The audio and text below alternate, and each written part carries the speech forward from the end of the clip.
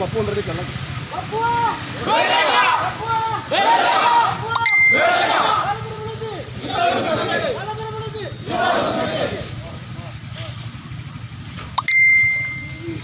Jadi kalau Indonesia merasa bahwa orang Papua bukan bagian dari Indonesia, kemudian mereka ingin kasih pulangkan mahasiswa Papua dari Indonesia, kami rakyat Papua juga siap kasih pulang rakyat Indonesia yang ada di Papua.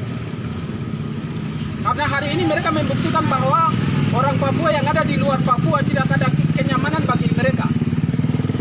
Kami pikir kami menunjukkan kemanusiaan di Papua, kami hidup antar umat beragama satu sama yang lain baik-baik, tapi mereka hari ini mengajarkan hal yang kurang baik kepada kita, dan itu menunjukkan bahwa mereka lakukan rasisme terhadap mahasiswa Papua. Mereka dikepung, dipenjara, ditangkap. Masa orang hanya tidak mau kasih naik bendera, orang ditangkap, orang dipenjara. Itu hak asasi manusia, tidak bisa orang memaksakan orang untuk kasih naik bendera.